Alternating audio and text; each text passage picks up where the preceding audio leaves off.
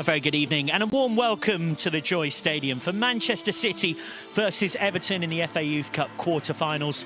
The home side seeking to make it an 8th final appearance in their last 12 if they can get through to that showpiece. Everton, meanwhile, have not been in an FA Youth Cup final since 2002, last winning this back in 1998. The warm welcome might be sincere from yours truly, but the weather is certainly not. It's going to play its part in what we've seen. The Manchester weather at its worst. There's been plenty of hail earlier on in the afternoon, and so delighted to be alongside me in a nice, warm, well-covered stand is a certain England legend with 62 caps for his country, played in this competition once upon a time and scored more than 130 goals at professional level, including winning 10 major honours. How are we this evening, Emil Heskey? I'm very good, thank you. Easier to get into this gantry than it was the last one, so it's nice to be here. Yeah, not quite as high as we were for the East Lancashire derby on Tuesday, which provided an epic finish with Blackburn scoring with pretty much the last kick of the game to get through in that one. Rovers haven't won this competition since 1959, and they, interestingly, after the semi-final draw, will be the team to face the winner of tonight's game. The winner of this contest between Man City and Everton will have home advantage.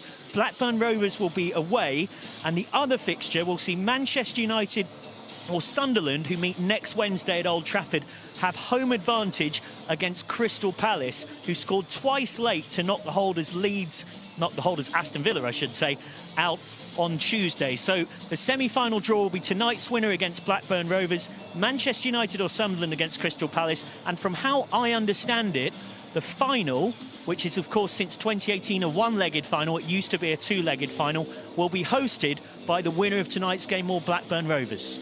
Be interesting to see that.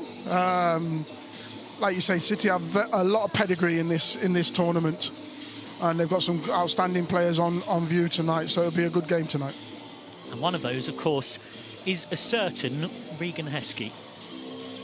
Do I get to say Regan, or can I just say Heskey? Or I don't know which way to do it. Or is it just Son? Simple as that. Go on, Son. Yeah. No, I'm sure some of you, if Regan Heskey either has a not so good moment or a good moment on the field, I think even the most passionate Evertonian would forgive my co-commentator for a second losing his sense of neutrality.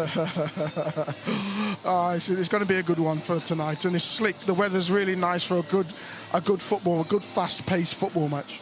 We can also give you the team news with kickoff not too far away and the players in the tunnel. Manchester City are unchanged from the side that saw off Chelsea 4-1 away from home. That was a real statement of intent in round 5. Liam Rossigna, the Chelsea head coach, was there. They beat Arsenal 5-2 in round 4 and Fulham 3-1 at home. They are unchanged from that win at Chelsea.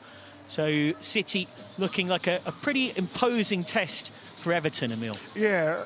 That game was an outstanding game for them, really on the front foot, put Chelsea under pressure, and that's why they showcased how they got that win. That City team, Max Hudson in goal, Dante Headley, Caden Braithwaite, Marlo Barrett and Leke Drake across the back four. Harrison Miles sits in front of them with Floyd and Tyrone Samba pushing further on the two brothers. Ryan McAdoo out on the right wing, he scored against his old club in round 5. Xavier Parker, the 15-year-old striker, starts with Regan Heskey at left wing. Turning our attention to Everton, who have had quite the journey to get here. They scored a 97th minute winner to beat Millwall away in round 3. In round 4, they needed a penalty shootout to beat West Ham after drawing 2-2 after extra time. And they beat Everton in the first competitive academy fixture at Hill Dickinson Stadium in mid-February. They beat Ipswich by 4-2 to progress. So they've won once on penalties, they've won once with a 97th minute winner, and once after extra time. And Everton line up like this. Douglas Lanchicks in goal, a back four from right to left of Rocco Lambert, Lewis Evans, Louis Poland and Harlow McEverley. Melvin Matos is the sitter in midfield. Malik Ole-Iwola pushes further on. Demi Akarakiri is the number 8. Kieran Loney up front, Baden Graham out left, Sheer Pitta up right. Just one change for Everton. Malik Ole-Iwola had an injury in round 5. He's back in place of Jonathan Nsangu. I think they're going to be coming here and they're going to be very aggressive. Try to put City under pressure. But having watched City quite a bit, naturally. They deal with that quite well. But what they probably don't deal with is being aggressive, putting balls into the box. And that's one thing Everton will have to do, really. Sometimes being direct, putting the ball into the box and being aggressive. Yeah, they are two teams that have somewhat contrasting styles. When they met in the league, the Premier League Under-18 North League earlier on this season, Manchester City went behind but came back to win 2-1 in that one just before Christmas. And it should be said that while City are top of that league, 2 points above Manchester United with a game in hand, Everton are in third. They're 14 points behind City, but beyond the two Manchester clubs, they are very much the best of the rest, so there'll be a stern test for City tonight, Everton. Yeah, they definitely will. They were having a really stern season. They're really having a really good season. I know a good friend of mine, Leighton Baines, was the coach for a while, and watched a little bit of what he was doing. I actually did my coaching badges with him, so I have that connection in that sense. But they'll want to be aggressive and start really quick. And it's a nice little byplay as well tonight that Keith Southern, the Everton head coach, was actually part of the Everton side. He was in the squad. He didn't manage to play in the team that won the FA Youth Cup in 1998. That was the era of Francis Jeffers, Leon Osman and Richard Dunn, who of course went on to become a Manchester City legend. They all went on to become full internationals, Jeffers and Osman for England, Dunn for the Republic of Ireland. And Everton have only got to one final since then, 2002, Wayne Rooney's year, when they were runners-up. But then it shows how difficult it is in this competition. Quarter-final number 3 in the FA Youth Cup. Manchester City versus Everton, fighting for the right to host Blackburn Rovers in the semi-finals after they saw off Burnley in the East Lancashire derby on Tuesday. Manchester City, runners-up last season, desperate to go one better. Everton haven't won it since 1998 and haven't been in a final since 2002. So it would mean so much to Keith Southern's side to cause something of an upset here against one of the most formidable enemies in the country.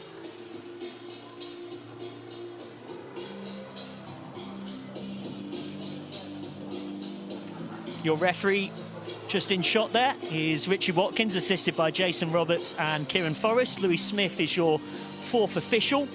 Manchester City in the light blue and white colours that they're best known for, and this is how City line up, threats all over the park. But probably the biggest bit of team news is Xavier Parker, who scored in round 4 and round 5. He's still 15, turned 16 in May. He gets the nod to start up front. It's an unchanged side from the team that won 4-1 at Chelsea on the 9th of February in the 5th round. I think Ollie Rice has looked at the team against Chelsea, how well they done, how they dominated that at times, and Xavier was there. So I know Teddy Lamb has had a fantastic season so far, but it's what a player to bring on later on if needs be. Plenty of headaches. And as for Everton, there was a bit of good news for them. They're able to bring back Malik Olewola, one of their star midfielders. He was injured and out for round 5. It is Jonathan Nsangu who makes room for him, and Nsangu dropping to the bench. Keep an eye out for Baden Graham. He's scored 4 goals, and all of them in the games in which he scored them have been absolutely pivotal to Everton getting this far. Graham out on the left wing tonight. They do switch between a 4-2-3-1 and a 4-3-3, but as far as I understand it, Keith Southern has decided to go with more of a 4-3-3 tonight to match up Manchester City, who very much prefer that system. It's going to be interesting that do they go toe for toe, or do they sit back in, try and soak up a bit of pressure and hit on the break. And the other thing that our cameras will only tell you so much, but you can see it there, is it's proper. It's not just proper English rain. It's bordering on hail. It's solid little balls of almost ice that are dropping out of the sky. The pitch is in pristine condition. In another era, with the weather like it's been in Manchester, quite frankly, this game would have been called off at about 4:30 p.m. The pitch is still in good nick, but the ball is going to zip around like a bar of soap. So both teams are going to have to cope with that as best they can. Manchester City kicking from left to right. Everton in their changed strip from right to left.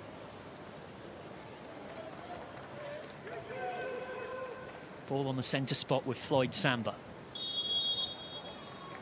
Manchester City up against Everton in the third FA Youth Cup quarter-final. These two fighting for the right to host Blackburn Rovers in the semi-finals, with the other semi-final set to be Manchester United or Sunderland, who meet next Wednesday at Old Trafford up against Crystal Palace, who got past holders Aston Villa, who of course beat Manchester City in the final of this competition last season.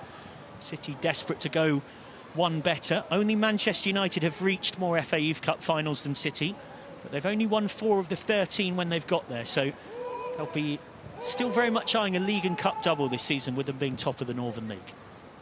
I think that's a key thing for Ollie Rice to, after losing the final last year, they'll be wanting to go one better.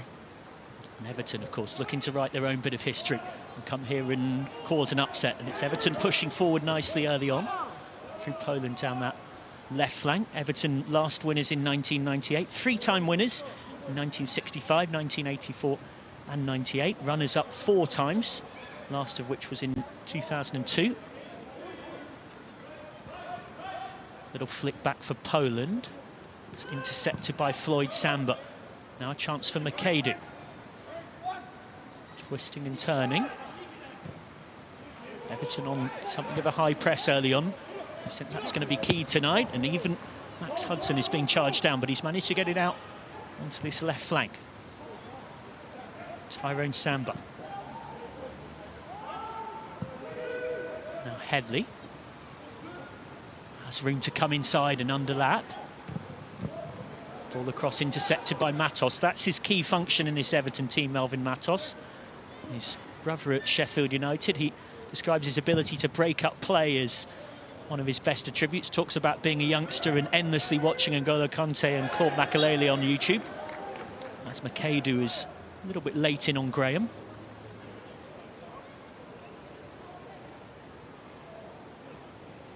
Hopefully nothing too serious. There was a head collision here for Graham with the deck as he landed. McAdoo sort of gets in the way of Graham as he's jumping, and he's landed really awkwardly there. Hopefully not quite as bad as this first looks for Baden Graham. Northern Ireland under-19 youth international, signed from Linfield. Made his senior debut at Linfield in the Northern Ireland Premier League as a 15-year-old, the youngest player in the club's history. And this is just what Everton and Keith Southern wouldn't want. He's been their star player on this run. He's scored 4 goals in 3 games. It didn't look good. Just coming over the back of Ryan McAdoo and falling awkwardly on his neck, wasn't it? Just confirming there, Keith Southern, Everton boss, part of the Blackpool side that got promoted from League One right the way through to almost staying in the Premier League under Ian Holloway back in 2011. But he actually, fewer people know this, he came through the academy at Everton from 1997 to 2002, won the Premier League Reserve League in 2001, and he was part of the squad without ever getting on the pitch in the 1998 FA Youth Cup win. Played with a couple of the players that he played with there. Richard Dunn at Aston Villa, Franny Jeffers with England national team. Yeah, it was quite a, even by Everton's high standards, it was quite a crop that came through. Tony Hibbert, Danny Kadimatri. And speaking of exciting Everton youngsters, there is Graham. It looks like he is going to come back on, albeit a little bit gingerly, and that is a great relief to Everton fans, because to lose him so early in the piece would be enormous. He scored 2 in the 3-2 win at Millwall in round 3. He scored in the game itself and confidently scored a penalty in the win on penalties against West Ham, and then he was on the score sheet in the 4-2 win against Ipswich in round 5. Everton down to 10 for now then, as Poland clips it in, and back comes Graham to make it 11 versus 11.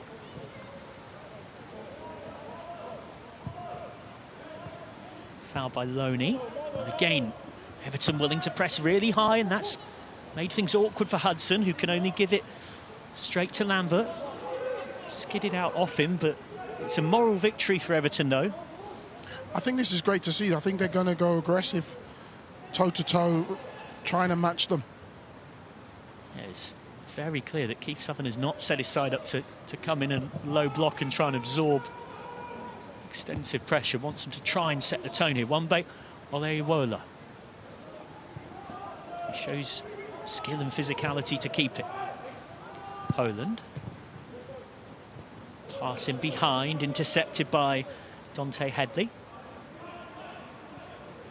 Headley, who's got a bit of football in the blood. His uncle was Ishmael Miller, who had a very successful professional career. He's a local lad as well, 17 years old. And we'll be interested to know plenty of local lads scattered through both of these teams.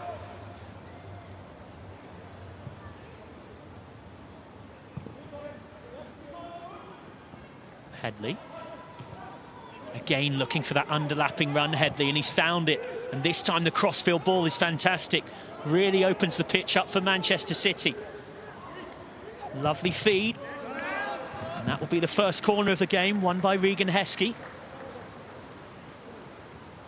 What does his dad Emil make of his work there? Looked pretty tidy as the first few touches. Yeah, definitely. I think it's an interesting one. They're going to do that quite often, not just for Regan, but for Ryan McAdoo as well, to get them down that wing.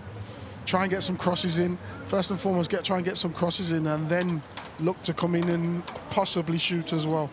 We've seen it several times. Regan Heskey to take the corner. Been with Manchester City since being 8 years old, despite being born in Liverpool. Started in the defeat for City in the final last season against Villa. Heskey's corner. He's come down invitingly to strike one. Well blocked by a wall of Everton shirts. Crossfield ball by Headley. It's another good crossfield ball by Headley. Lots of space. Wasn't a bad ball in by McAdoo, but in truth it could have been a little better.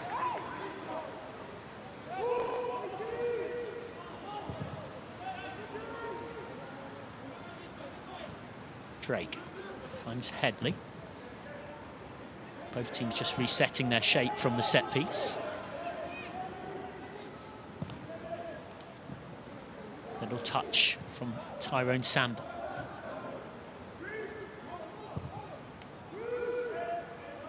And if Samba's another footballing surname that makes you think that there might be a bit of lineage there, you would be absolutely right. Tyrone and Floyd Samba, both Chris Samba's sons. Flipped ball is dealt with by Poland, who was uncertain about going back to his keeper.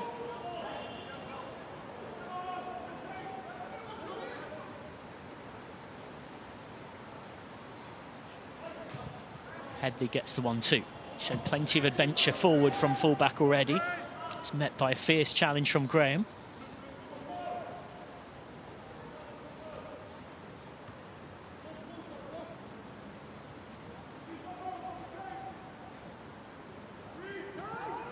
Headley again.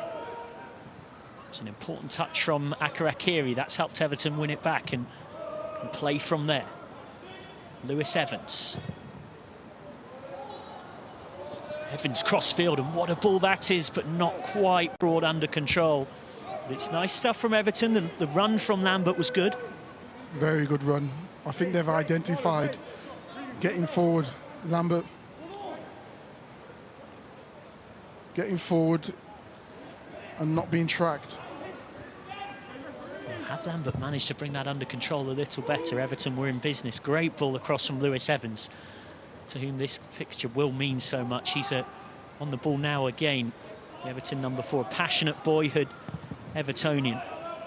An aggressive centre-half with technical side as well, and you saw that technical side there with that pass.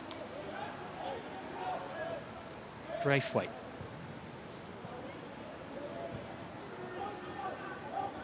Barrett down the line.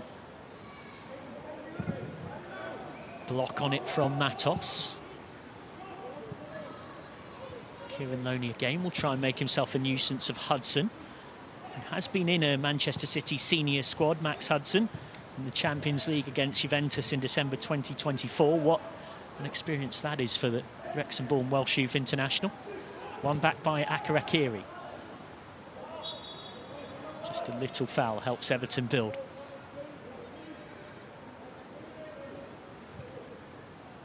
Foul by Harrison Miles. Now Manchester City's chance to get on the high press, and Those strikers just being urged a little further forward by those behind them. Just looking for the run, and it has managed to find Iwola. Graham. Baden Graham takes aim. And it will be a corner. Took a flick off the defender on the way through. Baden Graham showing his threat. 4 goals already in the Youth Cup this season, and it wasn't far from number 5. I think this is showing exactly where the threat lies. Comes in onside to his right. You can see what he wants to do. But the one thing is seeing what someone wants to do, but the other thing is trying to stop them. And it was fantastic getting his shot off. Baden Graham showing why he's so dangerous. Debut season last time around, he got 10 goals or assists in 12 games for the under-18, so it won't surprise you to know that he was in the under-21s by the second half of the campaign. And he was scoring plenty of goals there too. Definitely a name to keep an eye out on. First Everton corner of the match. Referee Richie Watkins just laying down the law when it comes to pushing and shoving in the box. Iwola's ball in, and it's another decent header, and Hudson has to be equal to it. First real shot on target, or shot of real danger for either side all game. Graham's shot deflected wide, but this was even better from Everton. Good set-piece work. And it shows exactly where the threat is going to be. Everton are going to swing these balls in, knowing that they have substantial threats when it comes to heading that ball, wanting to attack it and being aggressive enough to attack it and win it. Iwola will head across to the other side to take second corner in a row for Everton. It's a floater this time. Volley from Matos, pinballing around. City goal kick. And I think this is something that Everton would have looked at. City, do they defend the set pieces well enough? Are they aggressive enough in that box to want to go and win it, to want to go and win the header? So again, Manchester City goes short, but forced into a more direct approach by Everton's high press. Thumped out. That was, we've seen the technical side of Lewis Evans' game. That was the aggressive side. Came out and met that header with plenty of intent to send it back from whence it came. He's everything that you want from a defender, isn't he? Someone who's on the ball, is technically sound, but he doesn't fear coming and heading them balls. You know, he's such a proper Evertonian, Emil. He got asked what his lifetime five-a-side team would be, and he said Jordan Pickford, Jared Branthwaite, Richarlison, Idrissa Gana Gueye and Beto, because why would I want anyone who's not played for Everton? Simple as that. He didn't say me. You didn't make it in. Nor did Pele or Maradona or Messi or anyone else. Michael Owen. Exactly. I'm sure plenty of you know the relevant career histories can pick apart that one from my co-commentator. Akarakiri was putting the pressure on in there, but Floyd Samba's won it back. Again, we're seeing Everton absolutely not scared to get on that high press. It's giving us an intriguing tactical contest. Headley trying to create some space, and he has. That's a nice pass, and now Tyrone Samba, and Heskey is one-on-one, and he's really dangerous in situations like this, Regan Heskey. Twisting and turning, decides to shoot, and tests Lukjancic, who makes a smart save, the England under-19 keeper, to deny Regan Heskey. That is easily the closest Manchester City have come so far. Great save. This is exactly what the situations Regan Heskey likes to be in. Driving at the centre, at the wing, the fullback, not knowing what side he really wants to go. The first time, if we remember, he went down the wing, crossed the ball. This time wants to come in and have a shot. Unlucky with which was a good save from the goalkeeper. Yes, that replay showed, and we suspected at the time, even from our angle, which wasn't the best, absolutely sneaking in to the far corner. Forward by Lukjancic. Latvian born, but very much in the England youth system, having moved to England at a young age. Chested down by McAdoo. Everton just causing themselves a bit of problems by letting the ball bounce there. And now something's on for Manchester City. Tyrone Samba lost his footing at the crucial moment. Good challenge by Evans, but Heskey comes away with it. Another nice sliding tackle from Everton just to keep City at bay.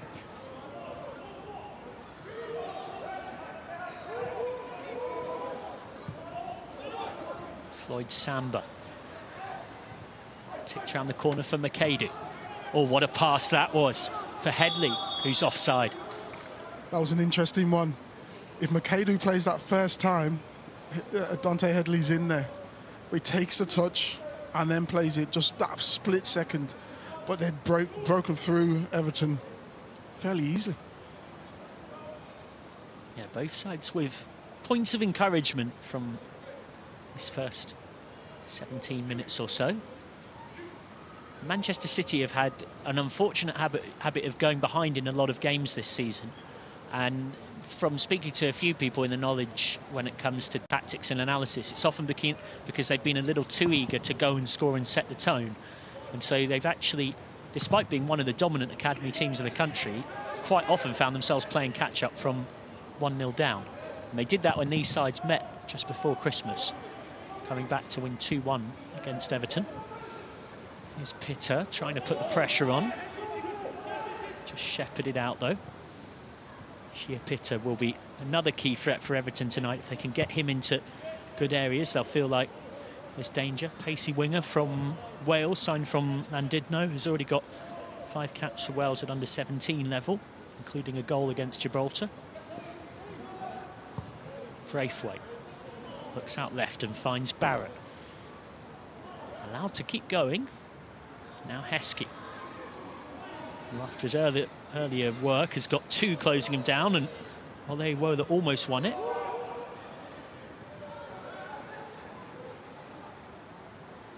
Miles.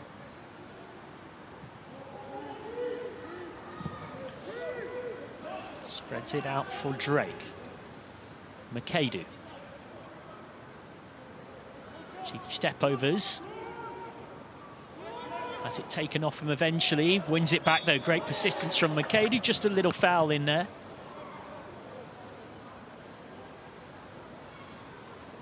He is someone that can make things happen, Ryan McAdoo, and he's one of a tiny number of players to be playing in the FA Youth Cup who's actually scored at senior level for that team. He scored for Manchester City in a 10-1 win against Exeter in the FA Cup in January, and then he also played against Salford last month. So definitely someone to keep a close eye on, Ryan McAdoo. I know Chelsea were gutted to lose him to Manchester City in August 2024, and Colchester United should get their credit for their part in developing him as well. 3 years there.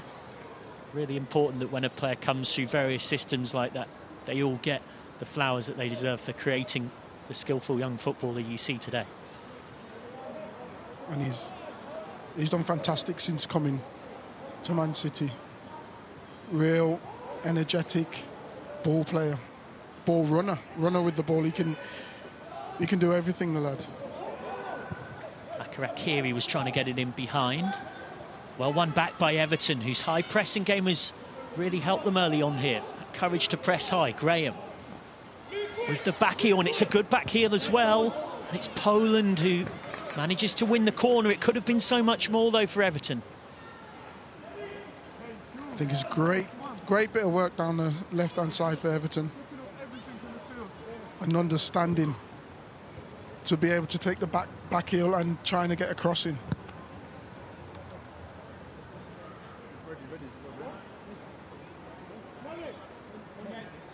Yeah, even in the first 20 minutes of this game, we've definitely seen why there's quite a lot of hype on the circuit about Baden Graham.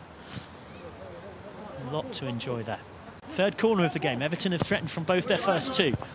That is a less good ball in, but it's come for a chance to strike for Lambert, who got it all wrong. I think McEverley did really well in that passage of play as well. Made a strong run forward. Ryan McAdoo never followed him. No one else came out to challenge him. Couldn't resist the chance to hit one on the volley there, and had he scored there, Rocco Lambert would have been hearing about that for a long time. Came from Oldham, joined from the under-14s. This is his second season at under-18 level. Been a pretty consistent presence at right back in Keith Southern's side. One in there by Olewola. That's been a feature of this game early on. He and Akarakiri have won a lot of challenges. And now a chance for Everton to create something. Lovely ball inside. Is there something at the end of it? Blocked by Braithwaite. Pass for Graham, stopped by Headley, who has always got an eye to attack. He's a right back that's the modern type that so often quickly becomes a right winger, but he's got Graham hunting him down, and Graham winning it back, and Headley is committing the most professional of professional fouls. And I may gently suggest he might be a touch lucky to not get a yellow card for that. I think so. It's early on in the game, but yeah, pulling someone's shirt usually results in a yellow card. He was making sure that Kieran Loney wasn't going anywhere, one way or t'other. Saw that shot stat come up. We've seen plenty of good goal-mouth chances for both teams early on. Might be a game without a goal, but it's certainly not been a game without attacking intent at both ends of the pitch. Graham has managed to nutmeg Headley. Another good bit of link-up play with Poland. It's Louis Poland. He might go himself, trying to sneak it past Hudson. He was alert to the danger. Manchester City survive. And great bit of work down this left-hand side again with Poland. This is one thing that Man City will probably have to look at. These marauding runs from him. Louis Poland from Liverpool, not too far away. Foul by Akarakiri on Xavier Parker. And there's a bit of a discussion from Poland and 2 or 3 of his teammates after about why he didn't look to square it. The reality is there's not much more you can do. You've got to put it in the box. There's got to be runs near post, middle and far. That was what I was taught. Yeah, well said. And I think it's fair to say there was a bit of a conversation going on amongst the Everton players there, with others arguing that runs of sufficient quality were made. As it was, Poland looked to finish off his fine work himself. McAdoo. Still going. Running at 3 Everton players fearlessly. You'd expect nothing less from Ryan McAdoo. Everton just have to get rid of it under pressure. Got such a great history in this competition, Manchester City. You think of players who've made their international debut in recent times who were part of City teams that either won this or were runners-up. From not too long ago, Morgan Rogers, Cole Palmer, Taylor Harwood-Bellis for England. Here's McAdoo. Has a go. It's awkward for the keeper, and then it's off the post. How have Everton got away with that? Heskey tries to take it down. Everton get it clear. And Douglas Lukjančić is going to be a mightily relieved man. A moment he'll want to forget. The one thing I would say is he was a bit unsighted. He had a player almost right in front of his line of sight for that shot from McAdoo. That was the one mitigation for the error that he was nearly punished for. It was a great save from him. It come very quick towards him, and he was unsighted. It came just past the player who was really just in front of him. We'll get back to a replay of that at the right moment, but for now, Manchester City very much looking to build.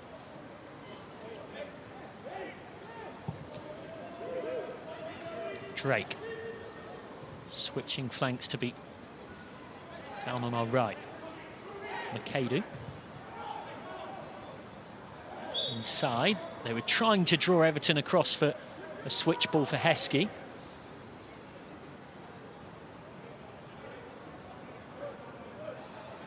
That man there, Ryan McAdoo, certainly looking dangerous. Here's that chance again. Great run from Ryan McAdoo that we've seen a lot. And when he took that shot, or someone in front of it, just used them as a shield. The goalkeeper was unsighted. Possibilities here for Headley. Cross only half cleared. Xavier Parker, the 15-year-old, he then hit the post on the follow-up. Scored in the 4th and the 5th round. Worked and recycled back out. Miles was slipping as he played it, but did get it through for McAdoo. Headley just tries to guide one towards that far bottom corner on his left. Loney has held that up nicely, but he has a figure of Miles chasing him down, and Everton slightly waste it. But this is what Loney's going to have to do. and he looks very good at doing it. But then the next step is, can we keep it? Can they keep it? Can they circulate it back round to keep that ball? But he's done fantastic. He's worked his socks off so far, the first 25 minutes, 26 minutes. Yeah, when they've got Kieran Loney and Baden Graham in particular in the game, Everton, they've really looked to fret. McAdoo. In behind, perfectly weighted pass. Ends up in the gloves of Lukjančiks, but it was a nice run by Parker. An interesting run by Parker. You would expect your forwards to be inside the box for a cross, but he's there making runs like that. Possibly could have took a shot rather than taking a touch or fizzed it across. But I guess it's also part of that changing nature of the number 9 role from your day, where it's far more normal for a number 9 to be making that kind of run now than it ever was. Yes and no. We played with 2 number 9s, so you've got to remember one was making runs and the other one was doing total opposite. Yeah, true. Yeah. I guess you think back once upon a time, you know, yourself and Michael Owen, the classic, you're holding the ball up and he's the whippersnapper running in behind, more in the way that we've just seen there. Exactly. Of course, for those of the current generation, they may need to be reminded that was in a 4-4-2 system, exactly. which is now seems to be so rarely seen in elite professional football that it's almost an ancient artifact. It's an interesting one. Teams actually defend in a 4-4-2 at times. Not necessarily attacking the 4-4-2. They, as you're seeing here, they play more with wingers which hug the line, trying to drag teams over to one side, then switch it to the other to make 1v1s, as Regan Heskey's been doing and Ryan McAdoo's been doing. Try and create them 1v1s so they could then go and attack the defenders.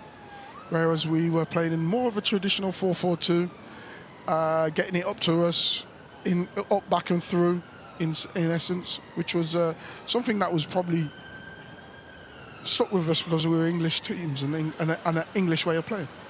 Oliver Rice in shot there, Manchester City head coach, the 43-year-old German who was born in Berlin. He was in the Hertha Berlin academy in one capacity or another for a decade before joining Manchester City in July 2024 as the under-18s head coach, and he had a pretty superb first season. 21 straight wins at one point as they won the under-18 Premier League North title, but it was a bit of heartbreak for them in the end because they were FA Youth Cup runners-up against Aston Villa, and then when the North winners of the Northern League play the Southern League winners, they met Villa again and they lost to Villa again. So overall they had a superb season, but it had its fair old dose of heartbreak despite winning the league title. And the season before they'd got to the final and won the FA Cup. They certainly did. They won 4-0 against Leeds, and a certain Jaden Heskey was one of the scorers that day, as well as Matty Warhurst, Stephen Fugni and Obverwodo. So they completed that League and Cup double. Injury delay all complete, and Chiapita will come back on, which is good news for Everton.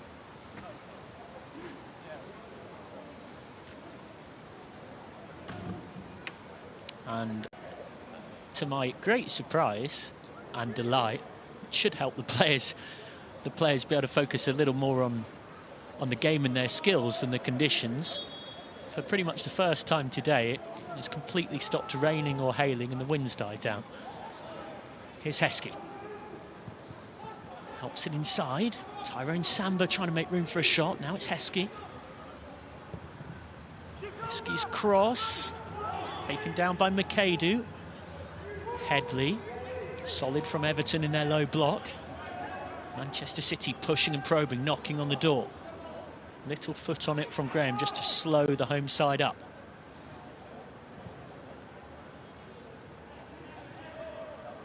Heskey in field.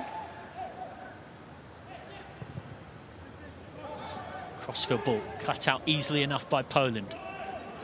But he's got his pocket picked by McAdoo. So sharp in there. And Everton cleverly through Matos. Just win a free kick for a slight foul. And now the key thing for Everton, having had very little of the ball for the last 10 minutes, is to try and build something themselves.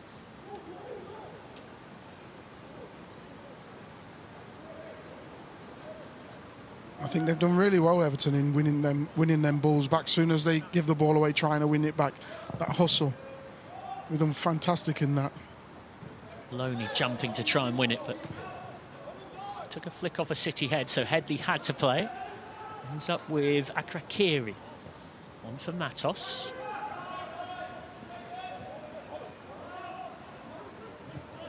First time Everton have had the ball for a little spell in quite a while. Forced all the way back to Lukjancic. Looks for Graham. Headley wins the duel. Makadu.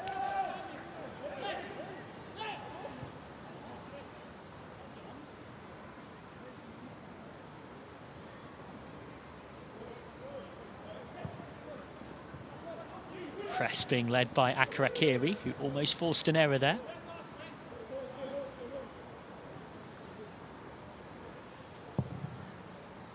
More direct for Heskey. Can't quite keep it in play.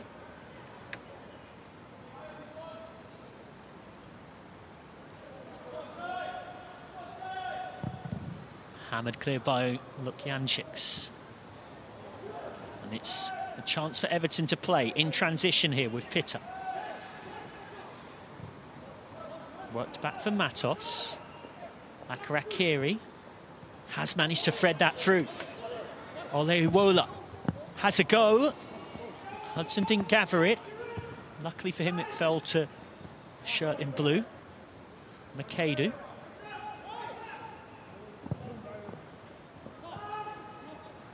Samba on the spin. No foul on Tyrone Samba. And Poland might shoot. Easy for Max Hudson. Encouraging passage of play, though, for Everton. Headley.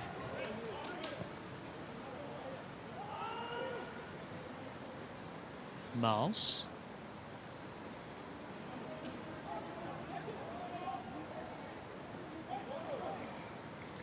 Definitely see at moments like this a little bit of a sense of a game of chess.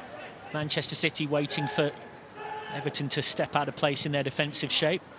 Just waiting for their next moment to attack, but now they attack through Makadu, who wanted the outside run from Headley. He ends up having to chase his own kick. Forward. Little to non-existent appeals for a penalty and out for a throw. And what you said over there, they've been very disciplined, Everton, in that midfield, back four, keeping their shape and really limiting Man City to little to nothing. Here's Heskey slaloming inside just as he was thinking of shooting. There was Pitta. Needs help, but for now can run himself. Wanted the 1-2, instead it's threaded infield. I've really enjoyed the work of the duo who just exchanged passes there. Olaiwola and Akrakiri in central midfield for Everton. A lot of good tackling and pressing and positioning.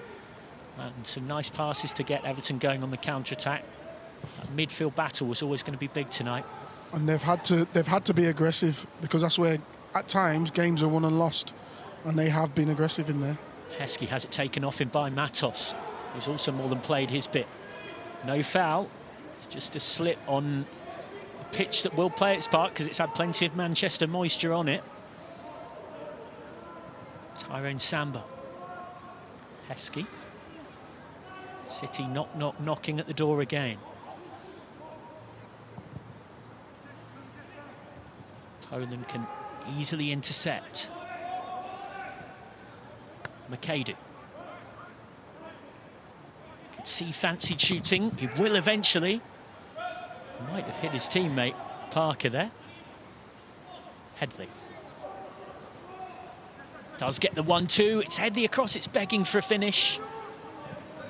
Everton get it clear. Floyd Samba.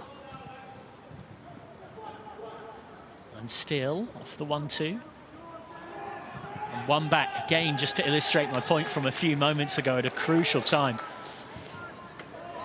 But if they're gonna need Loney to hold that ball up if they're gonna get out even just create some fouls just to slow this down, because this is a passage of play that's been a bit relentless. McAdoo for Headley.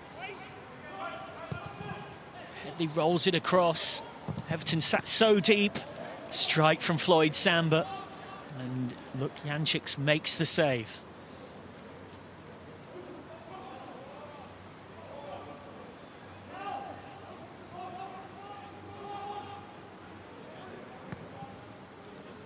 Relentless from Manchester City. Now the question is, what can Everton find with the ball at their feet? Harsh but blunt answer there was not enough, because again it will be more Manchester City pressure. Miles gets the 1-2. Harrison Miles developed at Southampton, spent almost a decade there before joining Manchester City a year and a half or so ago. McAdoo. Miles. Headley, who's seen a lot of the ball in this first half, Dante Headley. Now Braithwaite stepping up from centre-back. But Loney helps it on. There was a chance there. If Everton could have threaded the right pass there because of the centre-back stepping forward, that's Everton's window of opportunity. But instead, here comes City yet again. Blasted over the bar by Floyd Samba, but it will be a corner. I think they've had a long passage of play here where Everton haven't been able to get out, haven't been able to be aggressive. Look at Samba's shot here.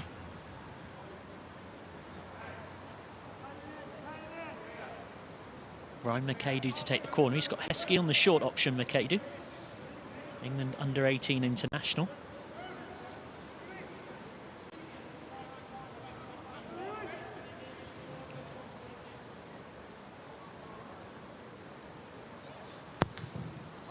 McAdoo's ball in is a good one. It's hooked away, I think, by Graham. Striker playing centre-back for Everton. And that will be the concern here for Everton. The longer you're defending in these extended passages of play, eventually the mind in the body gets tired, and only one mistake can cost you. But Everton have offered a threat on the counter-attack all night. And here they come again. It's Pitta trying to roll it across, and does. And it's wide by Kieran Loney. More promising signs for the Toffees on the break. They're keeping Manchester City honest.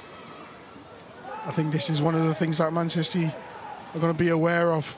A breakout. And very unlucky. It was a great cross. Any forward would have loved that.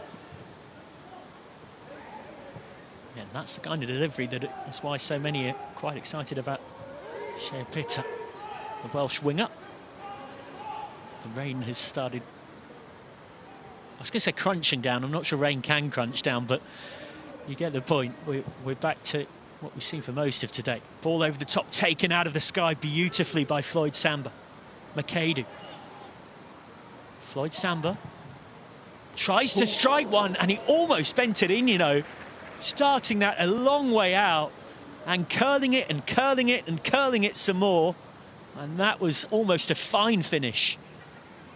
Fantastic shot from Floyd Samba. Bringing it in on his less favoured left foot. Curling that from here, from where we're sitting. It looks like it's well wide. Curls back in. We almost had the perfect view of that, and it was like one of those holes for those that play a little bit of golf, where you've got to try and draw the ball around maybe a bunker or a patch of rough, because you maybe mishit your drive, and you thought that's miles from being on the green, and actually just keeps coming back. Absolutely, it did. And had it come back at just a tiny bit more, it would have been a goal of the tournament contender. And Manchester City have already had a fair few of them in this FA Youth Cup. Headed by Braithwaite. Just a slight foul from Pitta.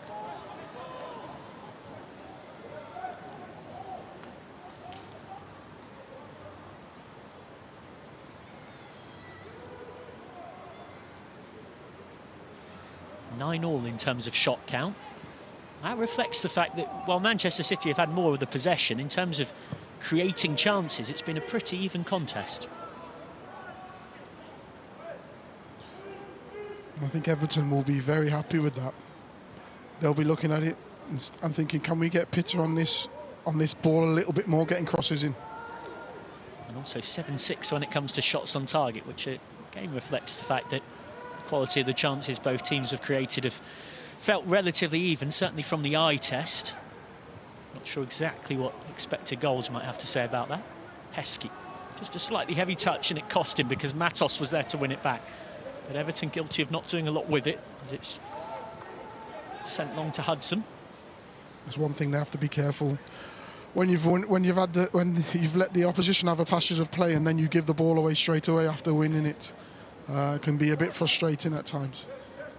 I'm sure that's one thing that Keith Sutherland will be emphasising for his half-time team talk for Everton. We knew we were probably going to have less of the ball in this contest, but let's look after it better when we do get it.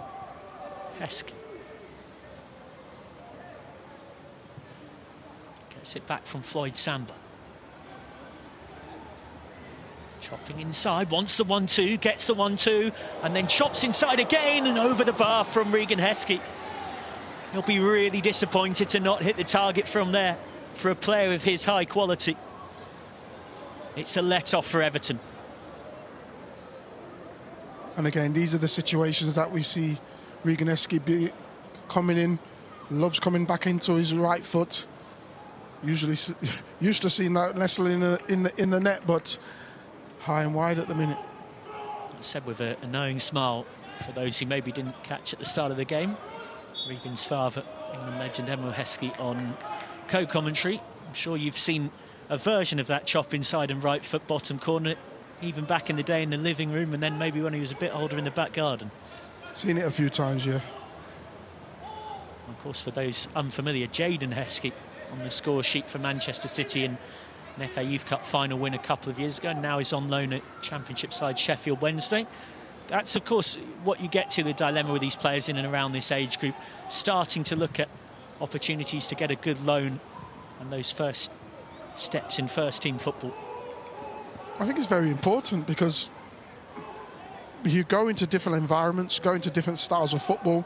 Got to remember, some of these kids have been here since the age of 8, 9, only used to this sort of football, 60, 70, 80% possession. And then going to a totally different style of football, totally different environment, totally different pressures. Won by Everton on the high press. Loney, his first touch was a little heavy, but it's still there. Although Woda was battling for it. Now City have got a rare chance tonight against an Everton defence that is not set. Pass finds Makedu, one-on-one against Poland. And still Makedu. And still Makedu. And it feels like half of the population of Everton was chasing him down by the end, never mind the back line. And it needed that to stop Ryan Makedu. He's shown his dribbling ability there. Trying to cut in on his favoured left foot. Sends them all to the park. Drops back, drops another shoulder and tries to get a shot off with his right foot. Still in there for City, and it's Makedu fighting for it. And look, Jančić gets there. Makedu making a right old nuisance of himself with some lovely stuff.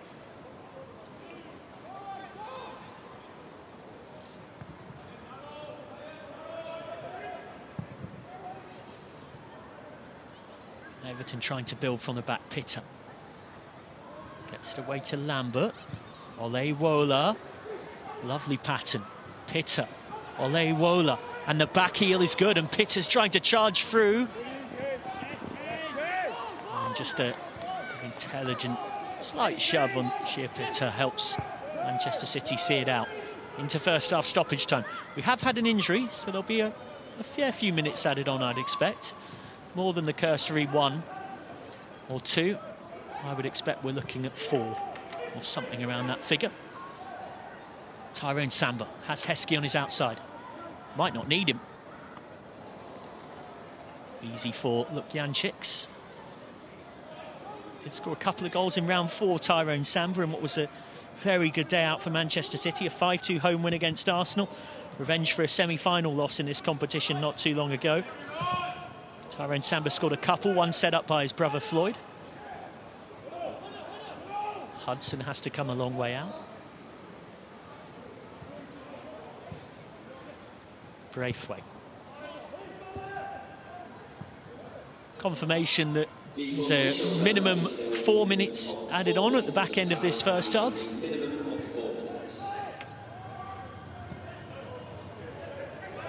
Xavier Parker coming very deep to link the play. Gets the 1-2 off McAdoo.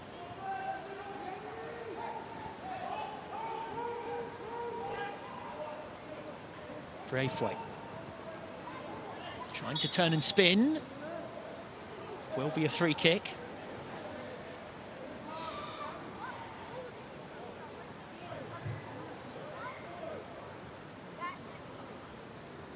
Foul by Lewis Evans. One last chance at the back end of this first half for Manchester City to grab the lead.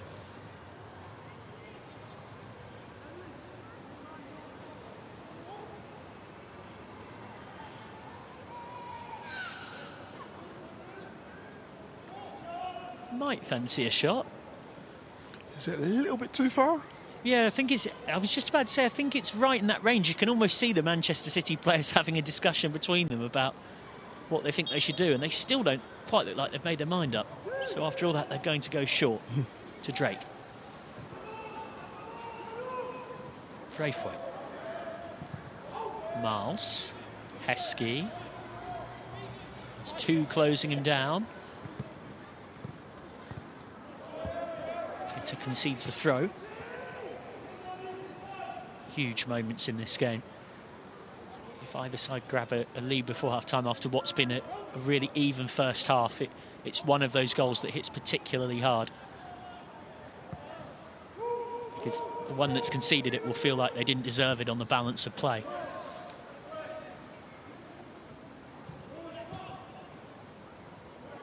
McAdoo, he's got past Poland.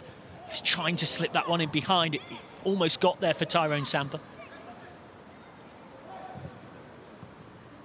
Heskey shimmies past one.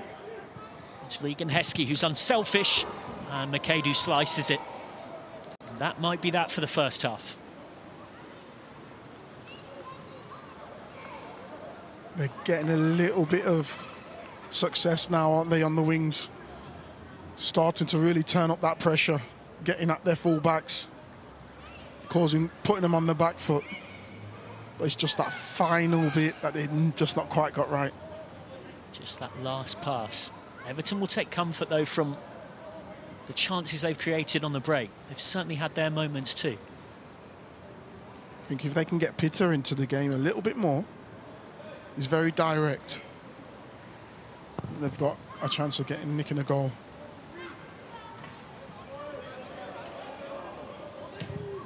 Poland tries to put one in behind.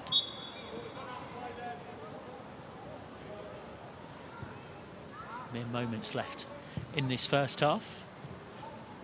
Manchester City winners in 1986, 2008, 2020 and 2 years ago, hunting a 5th title. 9 times runners-up as well. Poland down the line, flicked on by Graham. Met on the half volley by McEvely. Harlow McEvely, whose dad Jay was an imposing defender back in the day. Foot on it to keep possession from Floyd Samba. Heskey's crossfield ball blocked. It's Poland. Half-time whistle coming at any moment. Ole Wola, maybe Everton's chance to grab the lead before the break. Lambert has Pitter outside of it. Decides to cross, and lurking with danger was Baden Graham. But Everton won't have the time to take the throw in. But the visitors can take a lot of heart from a first half against a star-studded Manchester City team where, for all, City have had more of the possession, Emil Heskey. In terms of the balance of the contest and chances created, it's been pretty even. It has been pretty even. It's about, not necessarily about possession, it's what you do with it as well at times, and they haven't created any more than Everton. Everton will be going in there thinking they've done a really fantastic job. Can they keep that pace up though? It's because there's a lot of running that's happening here. So that'll be the difficult part of it. intriguing to see what we get from the second half. Don't be going too far. We've got highlights on the way. We'll be, of course, back for the second period in not too long. But at half-time here, it's Manchester City 0, Everton 0.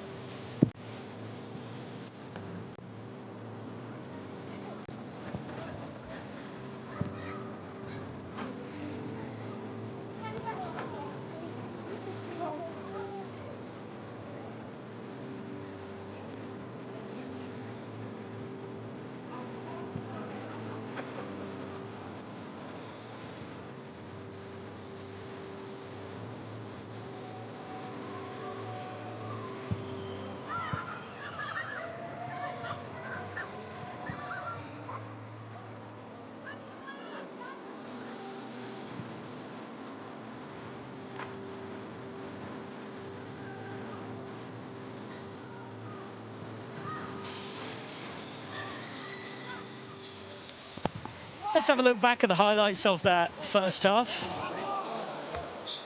The first really good chance either side had saw Max Hudson having to tip over after a well-worked Everton set piece. Great corner in from Malek Olewola. And Hudson tipped it onto the top of the bar. Everton consistently offered a threat on the counter-attack, but Manchester City were certainly always going to pose plenty of attacking impetus too. Regan Heskey denied well by Douglas Lukjančiks. Way to his right. Heskey, of course, part of the Manchester City side that were runners-up in this competition last season, losing 3-1 in the final against Leeds, when they led in the second minute through Matthew Warhurst, but ultimately couldn't bring the trophy home. Louis Poland got in behind here, thanks to Baden Graham's help, and then decided to shoot himself when he did have options to square it, one of which was Kieran Loney. Beautifully worked move down the left flank. So while Manchester City no doubt had more of the ball, Everton had plenty of moments of encouragement. Speaking of having plenty of the ball, Ryan McKay certainly had that in the first half, and he nearly managed to open the goal-scoring account for the evening up. On the rebound, Samba could only hit the post.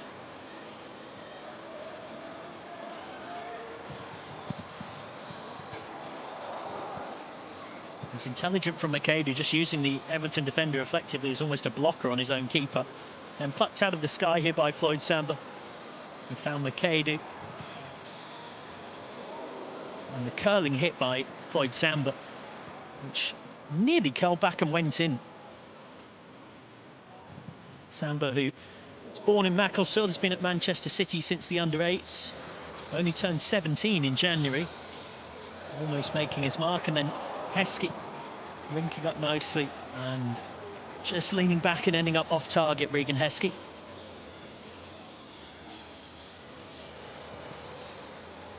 And so that meant that in an entertaining end-to-end first half, Everton offering plenty of threat on the break, Manchester City keeping Douglas Lukjančiks honest.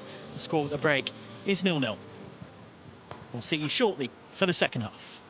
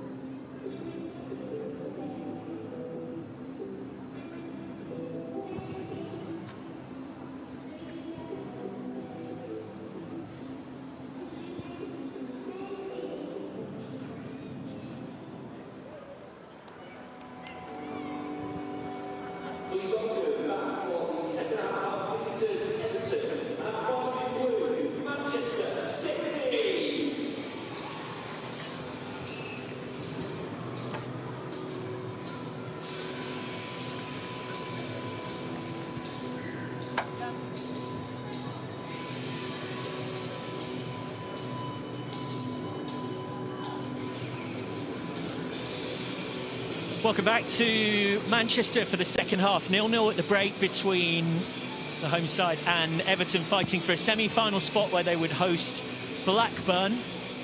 Both teams unchanged at half-time, it looks like, having re-emerged. Emil Heskey alongside, to my great delight and pleasure. A very even first half. What little messages do you think both coaches might have been passing on at the break? I think Everton will be very happy with the way they came in. They were aggressive on when they didn't have the ball. And really, Man City never had no clear-cut chances, so they will be happy with that. It's just how long they could go for, continue to do that for. So he was saying pretty much the same. Off and underway for the second half of this one then, and a reminder that extra time and penalties available if necessary. It will be finished tonight one way or the other. Little cut inside for Tyrone Samba. Look, Jančić can save that easily enough. Good touch from Xavier Parker. Everton creating a few clear-cut chances, particularly early on in that first half. City got slightly stronger as the half went on. And the young man on the ball, the man to my right would know a thing or two about, Regan Heskey, probably with the best chance of that first half, with for City's perspective, with a low driving shot that Jančić had to save to his right. Heskey inside. Floyd Samba. Heskey's offering, looking to make that wide run from out to in.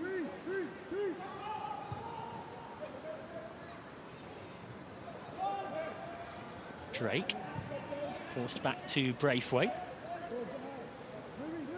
Caden Braithwaite, England youth international. He's been at City right since the under-9s. One of quite a few in this crop that have come all the way through. And he's also made his senior debut. 16 years and 229 days when he played against Watford. The 2-1 win in the League Cup a year and a half ago, Caden Braithwaite. That will be a first yellow card of the night for Kieran Loney. I'm not sure he can have too many complaints. But a silly one as well, because he'll be very vital to Everton trying to hold that ball up and keep possession. Yeah, Loney key to help Everton build those counter-attacks. Now, though, Everton having to absorb a lot of pressure at the start of this second half. That's a great ball in behind. Needed the intervention from McEverley. Everton can't build with the ball. And you do sense the game within a game in the second half is if Everton can't build with the ball, the pressure truly is going to get relentless from Manchester City and may well eventually pay off. And I think that's one of Man City's things, is that relentless pressure, and then for a team to succumb to it. Cadu. Still going. He was fancying a shot on the spin on that left foot. Intercepted by Melvin Matos. A little bit of a heavy touch. Good advantage played by our referee, Richie Watkins. Referees get plenty of spotlight on them, particularly when, like all of us human beings, they make a mistake, and they more than deserve their credit for the many things they quietly do right.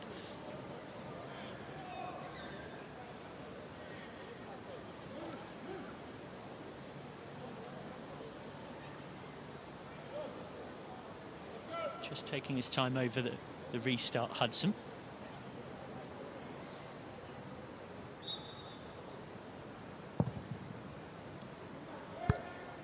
Hudson looking for a more direct approach. Everton win the aerial battle, but lose the battle with the touchline.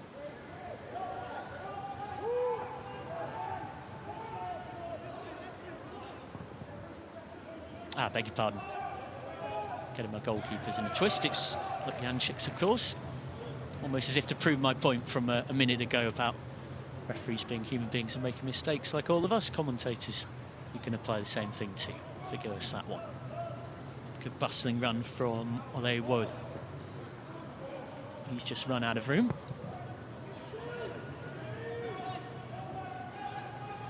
City want to play quick and short. Keith Southern in the Everton dugout would have been quietly happy with the first half, but he'll know with a team of Manchester City's quality, it can all change so quickly. They were 1-0 up against City in the league and lost 2-1. Heskey. Still going, nice quick feet. Covering challenge, first corner for Manchester City in the second half.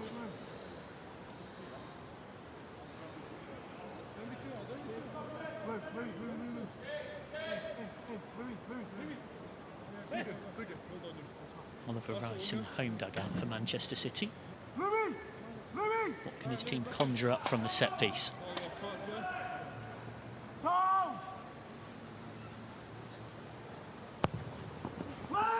Really floated high and towards that back post.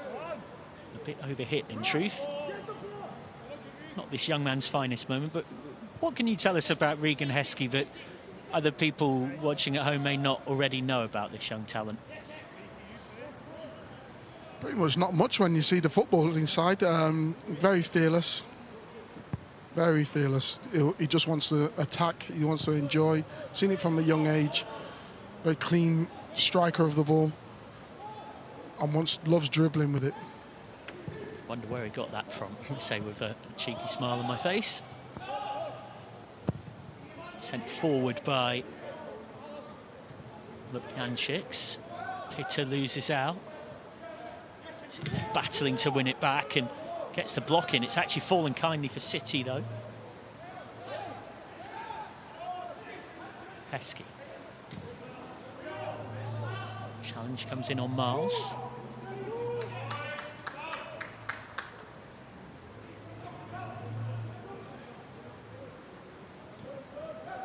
They would have come here the underdog, no doubt, but Everton are giving it plenty here.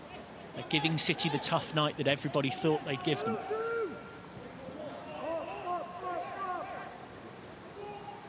Braithwaite. Trying to find Tyrone Samba in behind. You can see the effect of the weather on the pitch as well. The ball really is zipping across it. What I love about Everton is they go into a block, they go into this block, but they're not just standing there, they're very aggressive. They'll come out and press and put the City players under pressure. Again, it works. It's interesting, I was chatting to a few different people in the press box at half-time, some of which were saying, oh, the game might change for Manchester City when Everton come out a little bit more, but there's actually no real reason for Everton to not stick with a broad plan of, you know, you're nodding your head as I say that, to stick in their low block and the thread on the counter-attack. It's working well. It's definitely working. I do believe they'll need to, at some stage, come out and have an attack, whether it be on a counter-attack, and then we'll see whether they can actually nick a goal. Challenge from Matos launched something, but Olewola was hustled out of it by 3 blue shirts, and now more defending to do for Everton.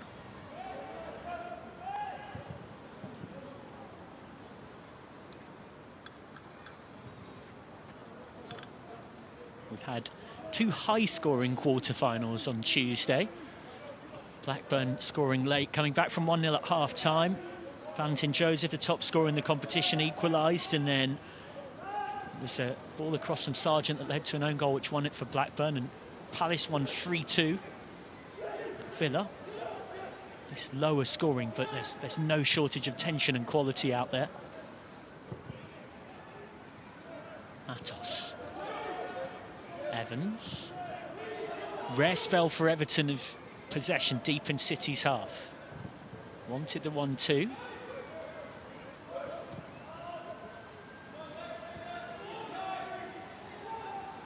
Graham dropping deeper to link the play. Braden Graham, he wants the 1-2. He gets the 1-2, but he gets shoved off it. That's physicality and anticipation from McAdoo. Now can launch Manchester City on the break.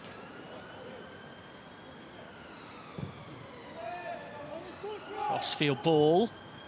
It's a good one for Heskey to attack, and it's a decent recovery from Rocco Lambert.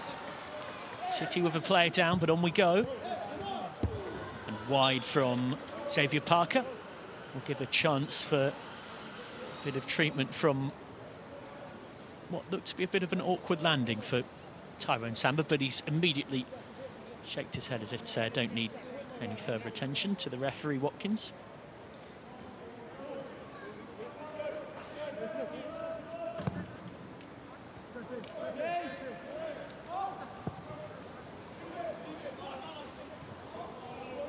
Goes over the head of Barrett. Braithwaite can bring it forward for Manchester City.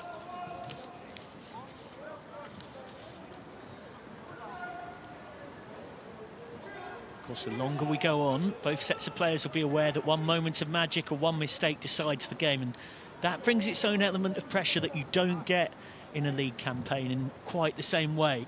There's not quite that extra sense of jeopardy that one mistake means you're out of the competition and your season is done in that particular regard.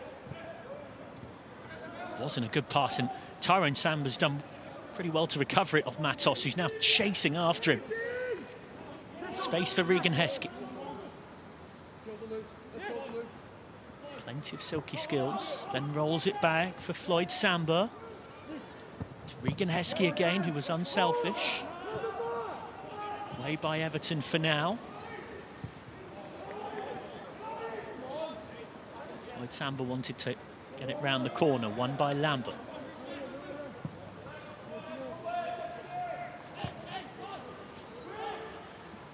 Manchester City on the high press. Loney trying to hold it up. And that's where Loney needs to do better. Hold that ball up just to relieve a little bit of pressure. Absolutely. And that is a role in a team that, of course, you played for so many years, a couple of decades professionally. You know how tough it can be. Come Manchester City. Fight for the ball in that corner. Loney looking to do exactly that. He's done that better there. And the pocket of Matos is picked. This might be City's moment. Manchester City penalty. Richie Watkins says it's a foul. And the home side have a spot kick. A yellow card for Lewis Evans. Was rolled into the feet of Floyd Samba. I'm not sure about that one. Great ball, great turn from Parker. Well, it would be great to see that reverse angle again, because it did seem to be contact. The decision won't be changed. There's no video assistant referee system. I think it was Matos.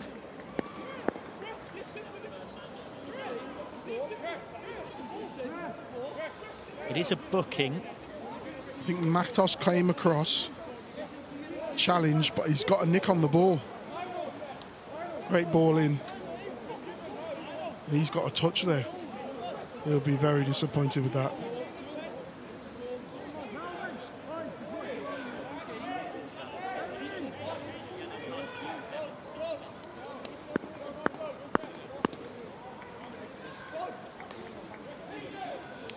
Two Everton players have picked up a booking in that. Demi Akarakiri for the challenge and Lewis Evans for dissent. Chance of Manchester City to take the lead. It's Floyd Samba who rolls it into the bottom corner. Everton's resistance finally broken. Floyd Samba, who scored in the fifth round win at Chelsea. Golden City scored by our number 8. Rolls it in for his second in the FA Youth Cup this season to break the deadlock.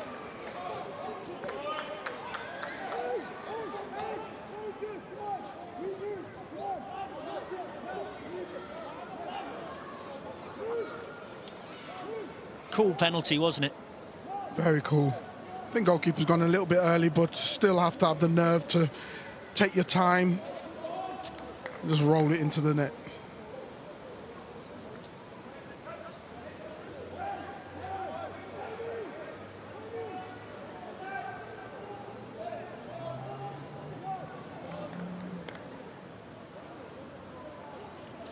Everton have got to show their resilience here, but remember, Everton's journey to this point has been a very resilient one.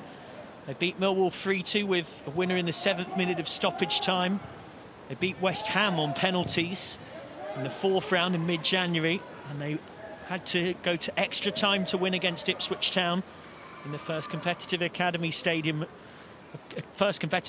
match at their brand new Hill Dickinson Stadium. And Baden Graham actually scored in the 6th minute of stoppage time to take that game into extra time. So Everton have consistently been in pressure moments in this competition, at the death, and Keith Southern's side have found the way through. I don't think they need to change too much. I know we're looking at they might need to come out and be a bit more aggressive, be a bit more expansive, to create more chances. But in honest, it's only 1-0. And I believe that they could nick a goal somewhere and then make it very interesting. Ray Robert is ready to come on. He scored the winner in extra time in the 5th round. Worth confirming as well the bookings, because there was quite a few yellow cards flying about as the referee had plenty of Everton players giving their thoughts, shall they say, on the, we say diplomatically, on the penalty decision. So worth confirming, Demi Akarakiri didn't actually get booked for the challenge that led to the penalty, but Rocco Lambert wearing 2, Lewis Evans wearing 4, and Melvin Matos wearing 6 all got bookings. So 3 Everton players went in the book for their dissent, picking up yellow cards in relation to that penalty decision. As the change is made, Kieran Loney, who was already on a yellow card, comes off. It's a straight swap down that central striking position. Robert Ray, beg your pardon, comes on. So first change of the game for either side. Robert Ray on.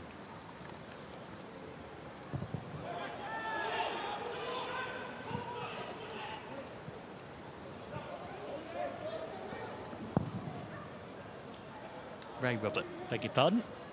No switcheroo. He was key for Everton in that epic game in round 5. Coming off the bench, he made a big impact. And now he's got to do so here again to save his team. I've got time here though, Everton. Don't need to panic. Not even into the last quarter of the game. And that's what I was saying. They don't really need to change much. They just need to make sure they don't go any further.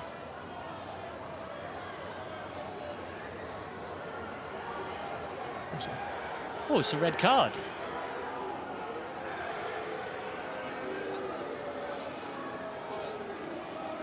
Malik Oleiwola has been sent off. Everton are down to 10. Manchester City are a goal up, and now a man up too.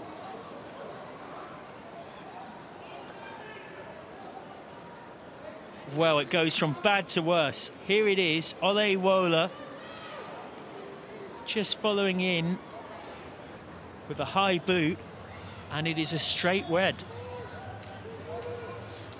Possibly dissent playing its part as well. And it's a nightmare 4 minutes or so for Keith Southern's Everton, who were more than holding their own in this cup tie, but now all the cards are stacked against them. Heskey. Ball across, stopped by Poland. Everton have got to find some spirit and fight from somewhere.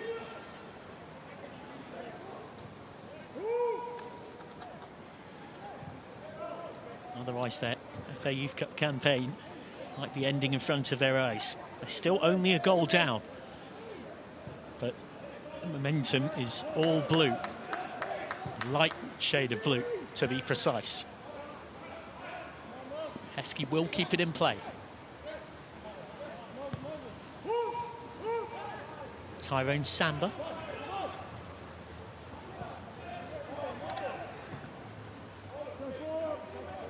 Braithwaite.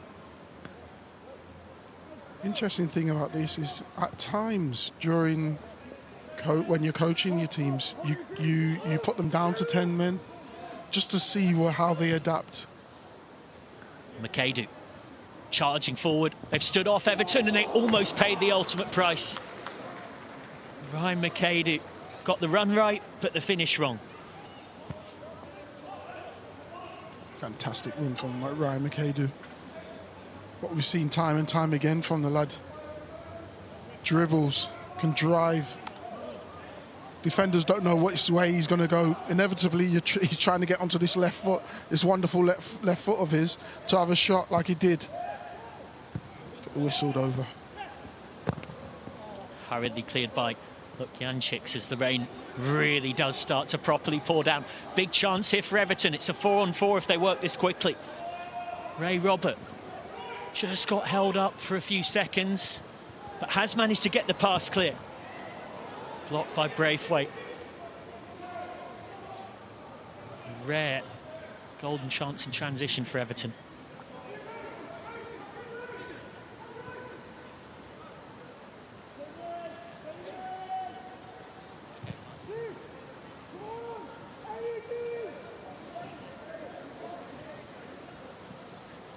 Floyd Samba, scorer of the goal that right now is the difference between these two. Of course, plenty of these players have got so much experience in this competition.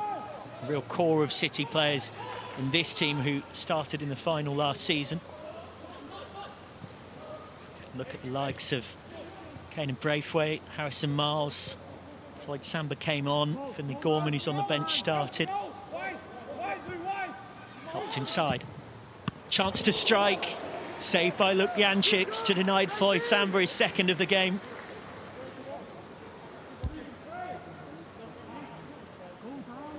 I think he anticipated exactly where Floyd Samba wanted to put that. He was trying to guide it into that far corner. A good save in the end. Floyd Samba making his mark on this game. Only turned 17 in the 15th of January.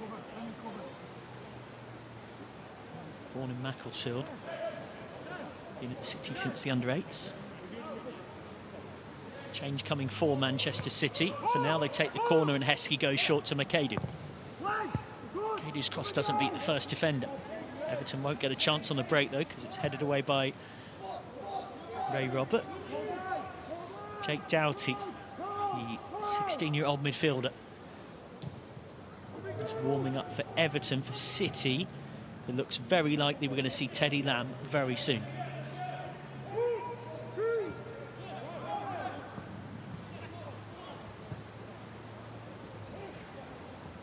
Freddie Murdoch is also getting increasingly ready for Everton.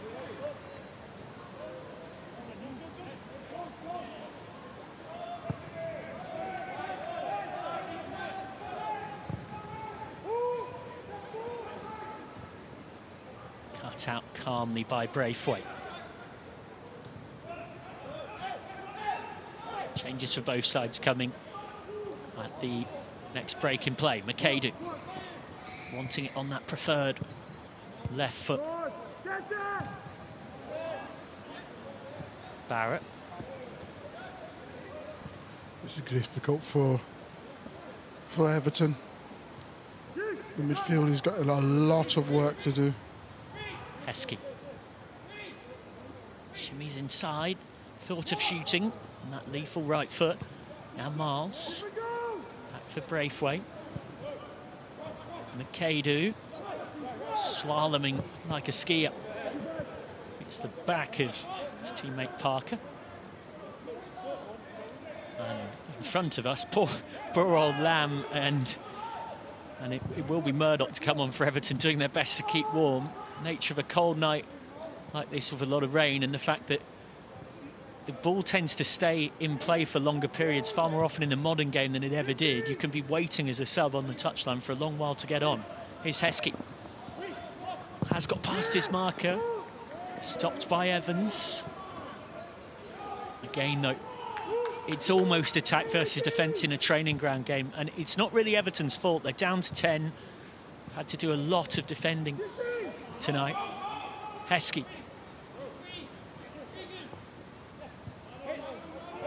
Back for Floyd Samba. McAdoo.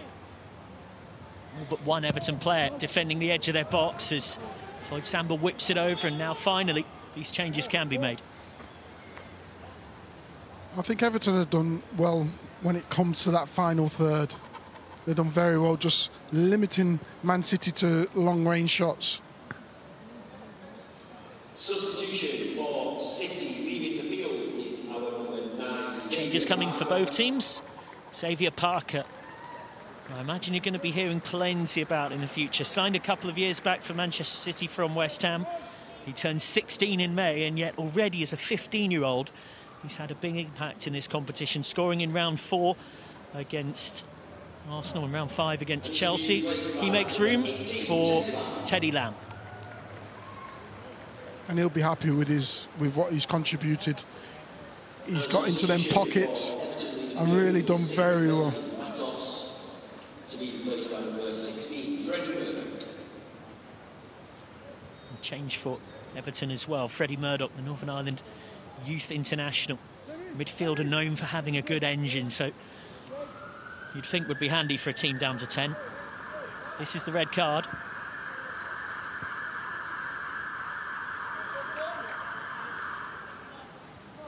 I would assume the referee's taken the view that in that challenge, although Wohler has just caught Headley high, and that's what prompted a straight red card for a dangerous challenge.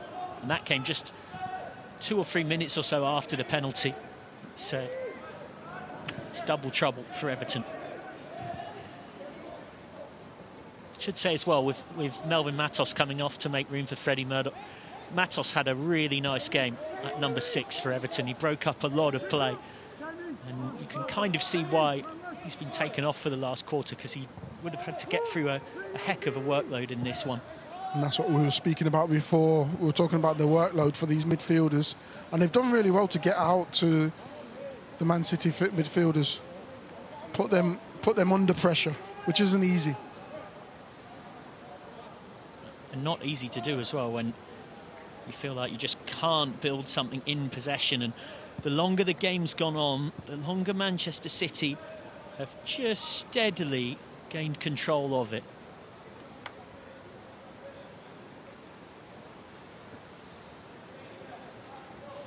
And there is another change coming here.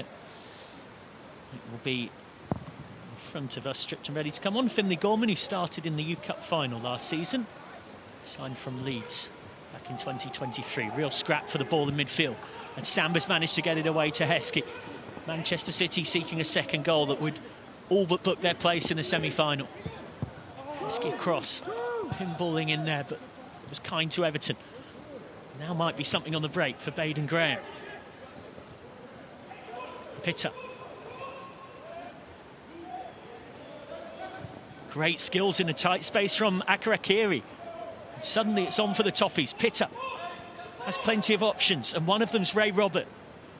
Pitta again. Only has 2 shots of his team in the box. Deflected cross.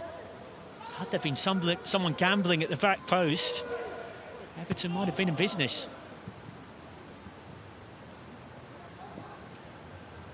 Suddenly, here come Manchester City on the break.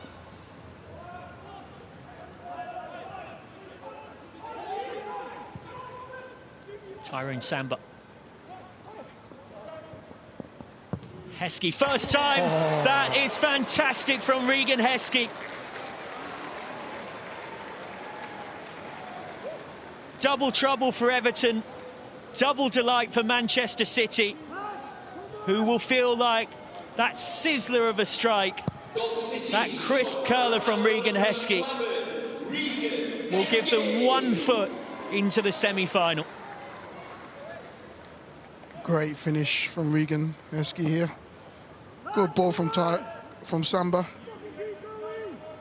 And he's opened himself up just so he could place it into that far corner. And that's all it is, just a pass into the corner.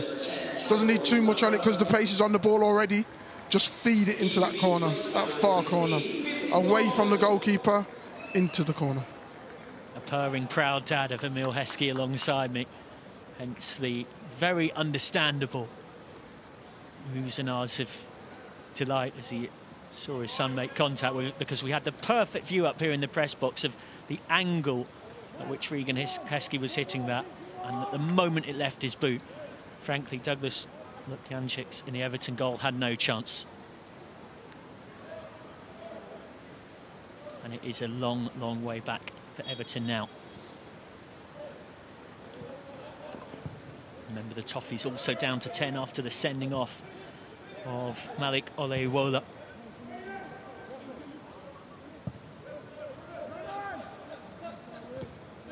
Lambert. Oh, he's managed to break free here, Floyd Samba. It could be 3. It is 3. Manchester City have more than 1 foot in the semi-final now. They are cruising towards it. Harrison Miles with the tap in. Goal for City scored by our number 8. 2 goals in as many minutes. And it's Teddy Lamb, in fact, with the tap-in. The sub has not been on very long at all. He couldn't miss that one. Put on a plate for him by Floyd Samba. Exactly what Teddy Lamb has been brought on to do. He scored a lot of goals. He's one of those forwards that works in that 6-yard box, knows where the back of the net is. Give him the opportunity and he'll finish it. Well, he'll be quietly delighted.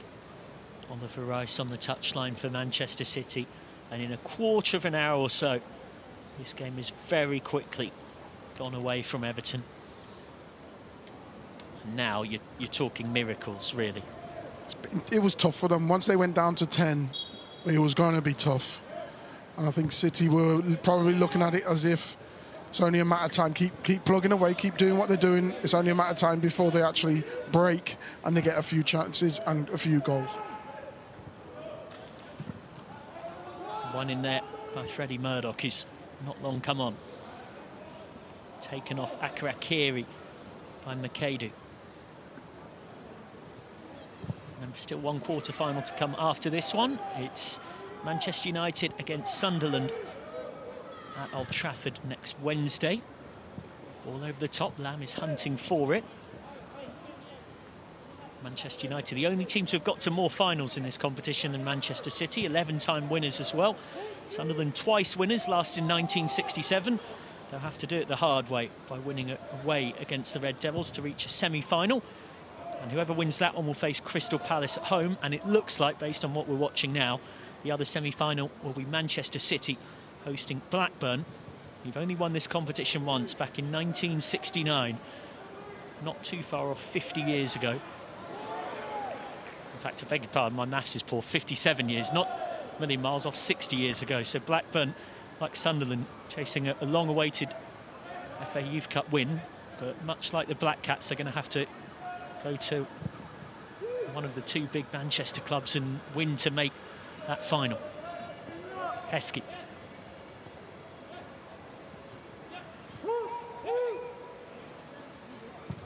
Floyd Samba. In fact, it's Harrison Miles ticking it on. Is there a 4th for Manchester City?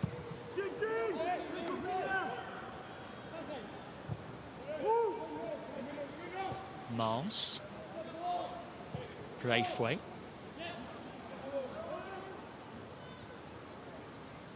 Miles again, Heskey inside, that's a good shimmy.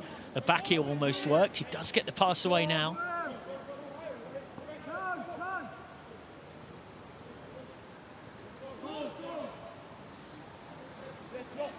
Lambert under real pressure. Eventually gets the free kick.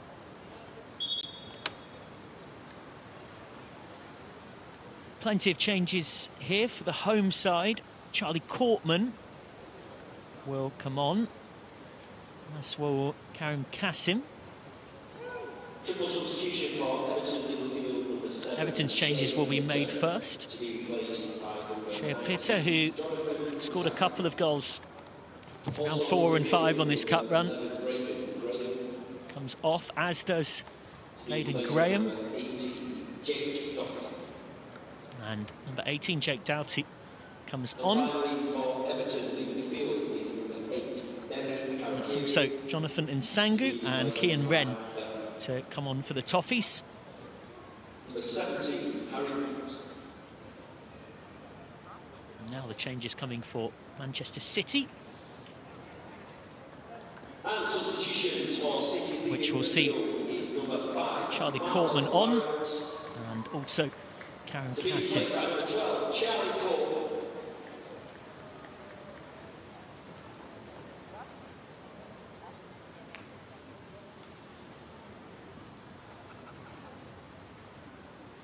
Both teams almost emptying their benches here.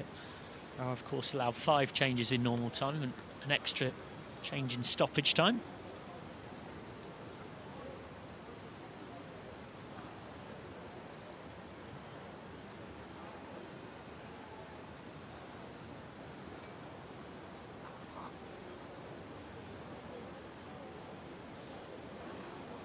Interesting to see what the sheer number of changes between both sides here has an impact on what's left of the contest.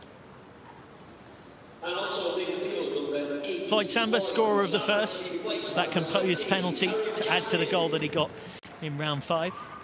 Takes a well-earned rest.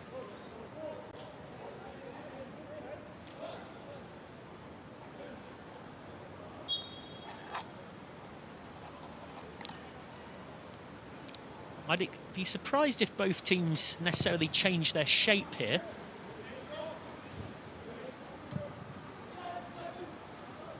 Because both tend to be broadly sticking towards plan A.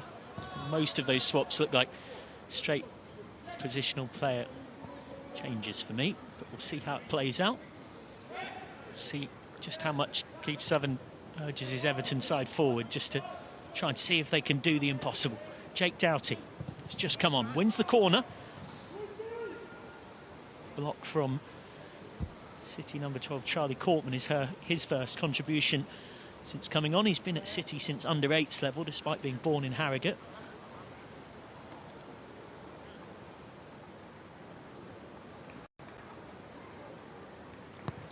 Well, if Everton are going to do some kind of amazing fight back, it's probably got to start with a goal from this corner. Freddie Murdoch to take it. It's a floater. Smashed away. Plenty of time for Poland. Pop down the line. And Sangu.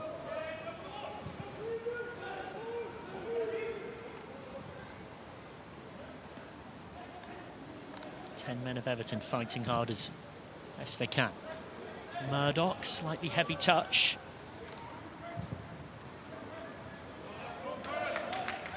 Great interception and reading of the game. Doughty floats up a teaser. And Headley trying to make sure at the far post, but there was a slight foul on him anyway. So it will be a Manchester City free kick.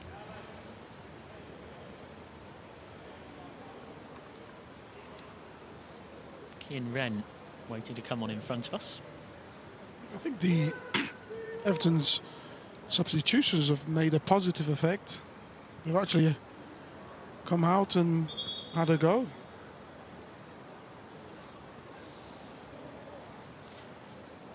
Yeah, I guess for Everton at this point there's also a sense of nothing too much to lose. Demi Akarakiri makes way, so they have made all 5 of their available changes during the 90 minutes, Everton. Jake Wayne looks ready to come on shortly for Manchester City. That would be City's 4th.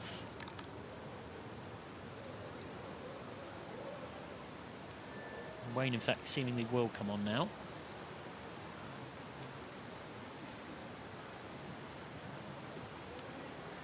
He's had a solid game in midfield, Demi Akarakiri.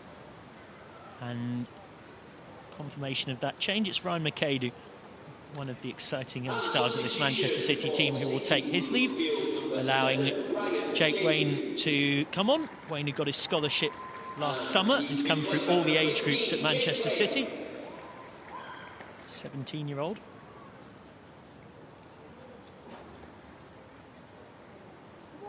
I guess just going back to your point about those subs, there's nothing really to lose for those subs coming on for Everton at this point. And it's a wonderful chance to impress the manager at times. You know, backs against the wall, what can you do? And I guess, of course, in the longer term, and we spoke about this a bit during the East Lancashire derby on Monday, there's professional contracts to fight for, there's the future tantalising prospect of everything that can wait for you. So even in this tough situation for Everton, a good 15-minute cameo against top opposition can really stick in the mind. 100%. And like you're saying, if there's professional contracts to play for, there's academy contracts to play for. So coming on, making a difference, changing a game is very important. And you have to have that mindset as well. Yeah, there's only a small handful of players on both sides tonight across the squads who've already got themselves a full professional contract. The vast majority of the players you're watching are on that scholarship time of their career, kind of almost betwixt and between being an apprentice and a full-time pro. City's first attack in a little while. Crossfield ball for Heskey. Can't bring it under control.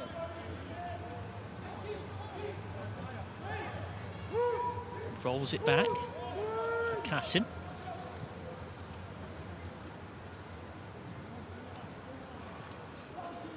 Manchester City trying to get themselves into what will be an 8th final in 12 seasons. In recent times, they've been not quite a fixture in the showpiece, but they haven't been too far off.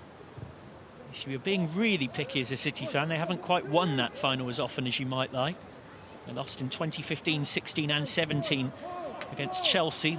It's in the era when Chelsea had the likes of Mason Mount and Tammy Abraham floating about. Here come Manchester City looking for a fourth, and they almost get a fourth. Collected by Lukjančić. City lost the 2019 final to Liverpool. That was the first one-legged final. Cole Palmer missing a crucial penalty, but Palmer more than made up for it the next year when, in a COVID final, in front of no spectators at St George's Park, he scored the winning goal against Chelsea in a 3-2 win. James McAtee and Morgan Rogers also scored. And then more recently, champions in 2024 and runners-up in 2025. And that goes to show how important these games are for these kids, because you're showing now all the players that have gone on to do fantastic things in the Premier League and for their country. Yeah, of course. I mean, the longer list is also pretty extraordinary. So that's just slightly late from them, a bit of a forwards tackle, you might say. I mean, you go back to the City side that won it in '86. Andy Hinchcliffe and David White both went on to play for England. The 2008 winning crop for City, Kieran Trippier, Daniel Sturridge, Dedrick Boyata, Vladimir Weiss, Ben Mee, and then more recently, as we had alluded to, the likes of McAtee, Rogers and Palmer. Clipped forward by Lambert. It's there to be fought for, and Sangu almost won it. It's one of those tonight, isn't it, Emil, where, assuming City do go on as looks very likely to win this game, it might look comfortable on paper, but it does Everton a little bit of an injustice, you might say. Especially from the first off, the performance was fantastic, I thought. They stayed in that game, created a few chances as well. It definitely caused Manchester City problems, and it's been very difficult since that penalty and the sending off within 2 minutes of each other.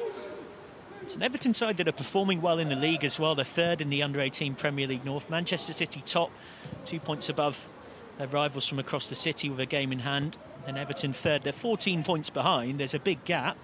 Third to sixth, split by a point. Everton, Liverpool, Newcastle and Nottingham Forest. I know for a fact that one internal target at Everton has been to finish above their arch rivals Liverpool, and currently they're on their way to doing that. Here come Everton. Can they get themselves a consolation? Lambert ran inside underlapping, but only found a wall of white waiting for him. Doughty. Back there is Heskey doing his defensive work. Particularly at that top level as a forward, it's those moments as much as things at the other end of the pitch that will get you picked. They're the ones that the manager and coaches are looking at, aren't they, really? They know your potential and your everything you can do going forward, but what can you do when you're defensively? And it was that defensive work that set up a beautiful flowing move that didn't quite get the finish. Manchester City looking to put the icing on the cake of what has turned into a very comfortable night for them. It definitely wasn't in the first hour or so. It wasn't until the penalty, really, was it?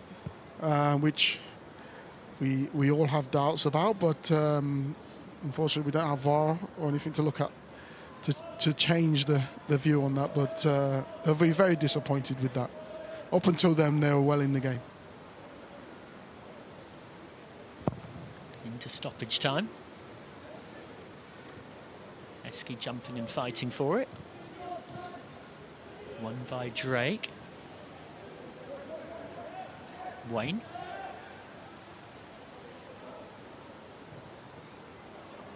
Back for Hudson. Clears it poorly, straight to a visiting shirt. Chance to build for Everton. Ray Robert, Everton corner. Fighting hard for a late goal, Everton. Man City will be desperate to keep that clean sheet. Max will be screaming at all his defenders now. We keep that clean sheet. Yeah, of course, it's that pride of being part of the defensive unit. Minimum of 4 minutes added on at the back end of this one. Still time for Everton to get themselves on the scoreboard. Corner was off the back of, I think it was Barrett back there. Maybe Braithwaite, in fact. Evans. You thought the cross was overhit, but it might in fact work out. And then acrobatic attempt to hook it goalwards. Wide from Harlow McEverley.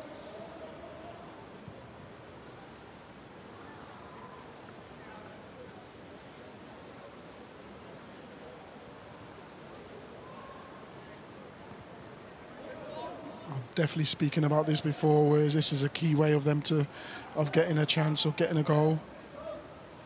Kept it in there. He was unlucky with the overhead kick. Moments away from confirmation, but I think we can say with near certainty it will be Manchester City Blackburn in one semi-final now, and then Crystal Palace travelling to the winner of Manchester United or Sunderland. They play next Wednesday. We've had 4 winners across the last 7 years. There's every chance we get another one to add to that list, but it would need both the 2 Manchester clubs to miss out. Would need one of Palace, Blackburn or Sunderland to come through and take the title.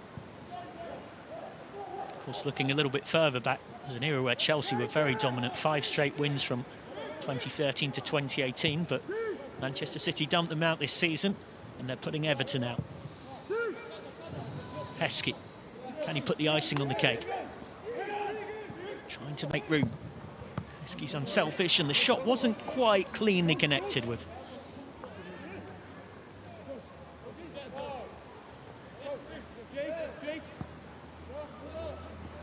Lambert. Is there one last hurrah for Everton in this FA Youth Cup campaign?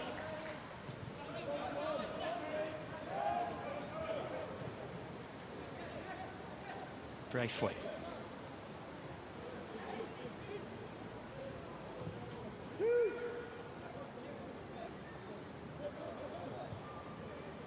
Wide from Drake. He was at Stevenage before joining City as a 14-year-old. Could be a fourth here. Offside flag up, not quite.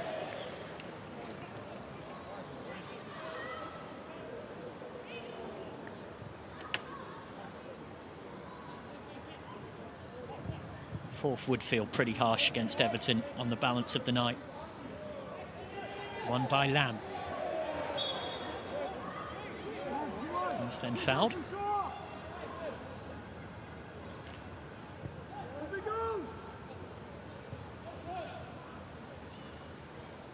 Braithwaite.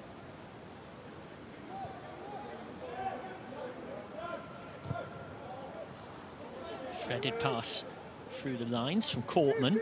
He's known for that.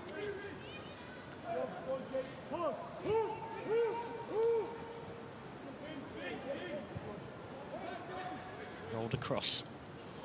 Patient possession from Manchester City. You'd expect little else, of course, replicating that first-team philosophy under Pep Guardiola.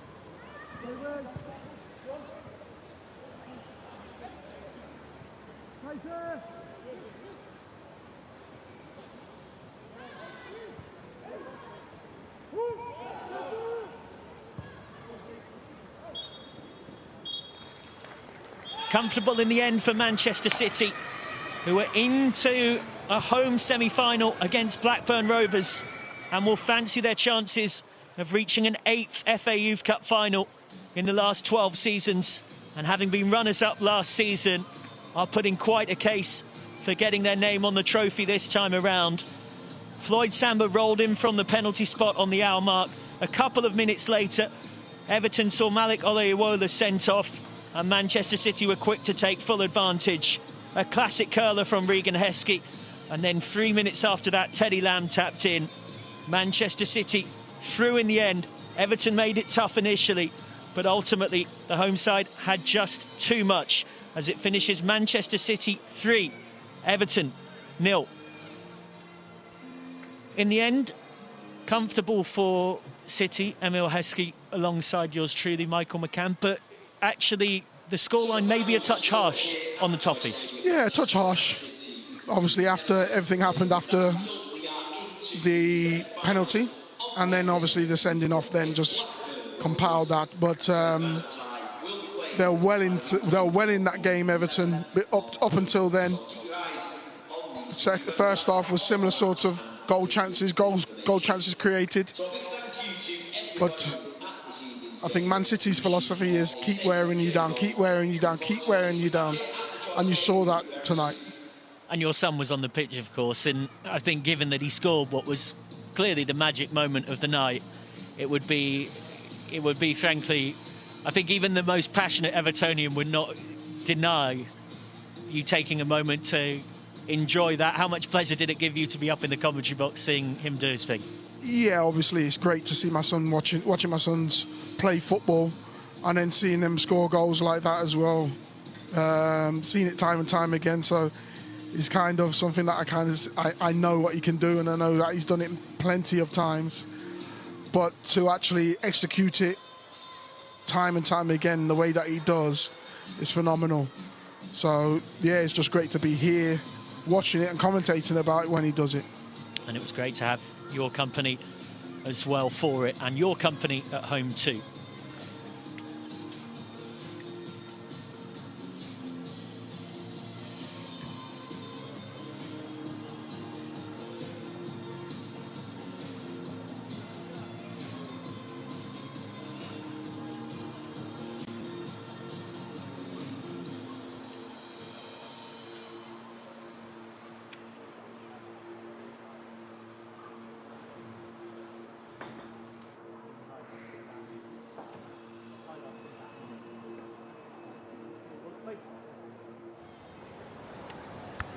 Let's take a look at the highlights of this one as Manchester City made it through to the semi-finals, and one of the first moments of note, a certain Regan Heskey almost opening the scoring. Again, Regan Heskey driving at the defenders, knowing that he wants to be cutting inside to have a shot, and a good save from goalkeeper there. Look, Lanchicks had to be sharp to keep it at 0-0. Manchester City grew into the game. Everton were dangerous on the counter-attack early on, but again, Floyd Samba causing more threat with a real curler. That came back and looked like it was going well wide. And we had really good vision from this, a view of this, and it was fantastic. Looked like it was going wide and just curled back in. Unlucky. Only turned 17 back in mid-January, Floyd Samba, which even in the context of this game is one of the younger players. This was a key moment in the match, absolutely no doubt. Challenge from Demi Akarakiri, deemed to be a penalty by referee Watkins. I'm not too sure. I'd be very disappointed being a manager who concedes a penalty like that, sorry. And Floyd Samba scored. Samba scoring in the round 5 4-1 win at Chelsea. He was nice and calm from the spot. Very composed finish, wasn't it? Waited till the goalkeeper moved and just slotted it in the following on the other side. Yeah, very modern in the sense of waiting for that keeper, giving him the eyes, as they say. This was the sending off. So I think it's talking back to the referee. Potentially a bit of both from the challenge. Can't, of course, hear necessarily everything going on out there on the far side of the pitch. What was in no doubt was the quality of this strike. Absolutely sumptuous from Regan Heskey. Good ball outside to Samba, well timed. And the pace was already on the ball, so all he had to do was feed it into that far corner, and he did that very well. That was 2-0 in the 72nd minute, and you would say that second goal really did crush what remained of Everton's hopes having been reduced down to 10. Floyd Samba wriggled clear here, and the substitute Teddy Lamb, well, he just simply could not miss. From there, signed last year from Leyton Orient, and he's certainly making his mark. He only turned 17 in July, still a 16-year-old Teddy Lamb, but he's becoming a big player for this under-18s team as a poacher in the box. They're counting on his goals. He's a typical striker inside that 6-yard box, knows exactly where to be and when to be. He's fantastic at finding them spaces in the box to create chances. So Manchester City through, 3-0 winners against Everton. Thank you very much to Emil Heskey for his company alongside me. Thank you very much. Thank you very much. Thank you very much to you for watching at home wherever you've been. We hope you've enjoyed it, and we hope you've been a little warmer than we've occasionally been here with the weather. But we've been treated to an entertaining night of football. Remember that there is another FA Youth Cup semi-final coming on the horizon at Old Trafford. Manchester United, the only team who've been in more finals than Manchester City, up against Sunderland next Wednesday, and they will be playing for the right to meet Crystal Palace in the other semi-final after Palace beat the holders Villa on Tuesday. Blackburn will be Manchester City's opponents, and the citizens will have home advantage, and if it goes through to a final, then they will have home advantage in the final as well. Full-time score here, Manchester City 3, Everton 0.